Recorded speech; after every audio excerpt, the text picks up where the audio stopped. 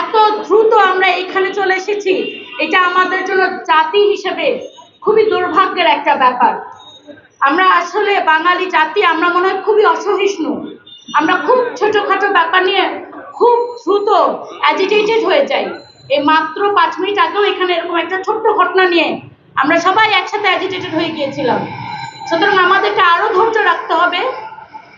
এবং যারা সরকারে আছেন, যদিও আমরা জানি তারা বিপ্লবের পক্ষের সরকার, কিন্তু তাদের সরকারে থাকা অবস্থায় এই রকম যদি একটা হত্যাকাণ্ড হয়, তারা কিন্তু দায়টা এড়াতে পারবেন না।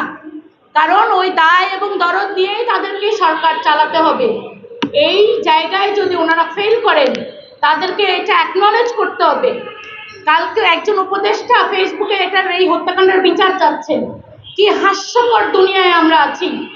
আপনি তো বিচার চাবেন না, আপনি এখন বিচার করার জায়গায় আছেন। আপনি বলবেন যে কিভাবে বিচার হবে, শুধু তদন্ত কমিটি গঠন করে তারপরে 5 দিন পরে রিপোর্ট দিবেন যে উনি হঠাৎ করে যৌথ বাহিনী দেখে ভয়ে মারা গিয়েছেন।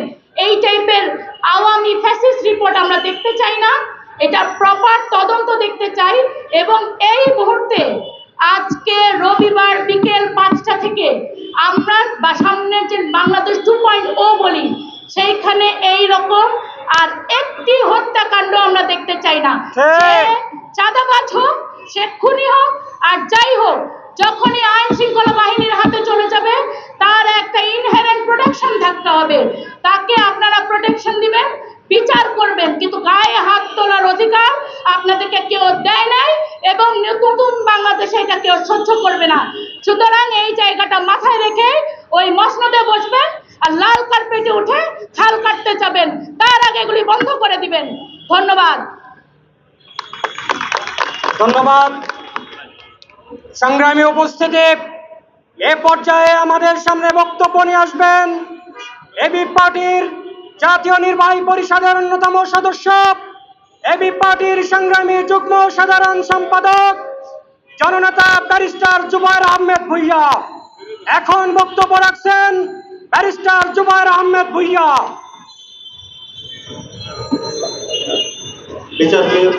বিচার বহির্ভূত হত্যা এবং আইন শৃঙ্খলার উন্নয়নের দাবিতে আজকের আয়োজিত বিক্ষোভ সমাবেশের সম্মানিত সভাপতি, সম্মানিত নেতৃবৃন্দ, প্রিয় সাংবাদিক বন্ধুগণ, আসসালামু আলাইকুম রহমতুল্লাহি ওয়া বারাকাতুহু।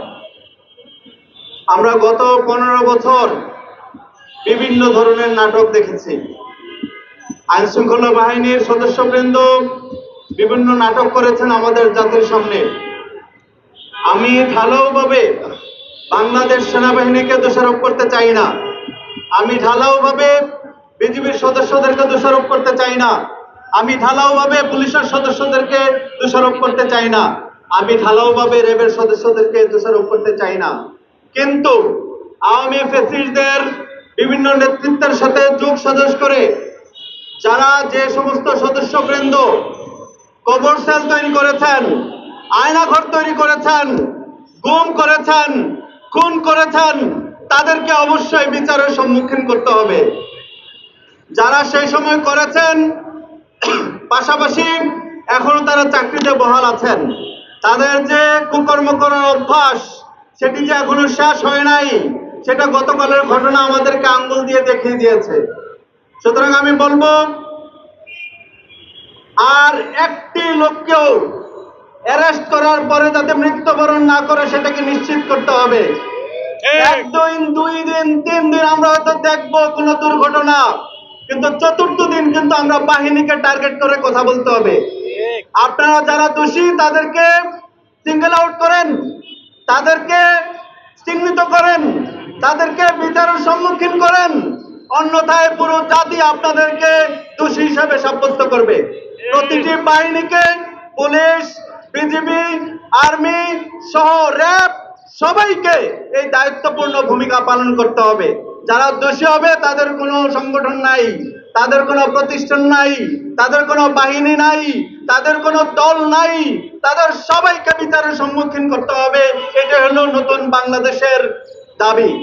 এবং এবি পার্টির পক্ষ থেকে আমরা অচিরেই যারা যে ভূমিকা রেখেছেন, যে কারণে এই ঘটনা ঘটেছে সমস্ত তথ্য প্রমাণ সহ জাতির সামনে উপস্থাপন করতে হবে এবং আমরা অচিরেই সেটার বিচার দাবি করছি এবং আগামী দিনে এখন যে ঢাকা শহরে প্রচুর চিন্তা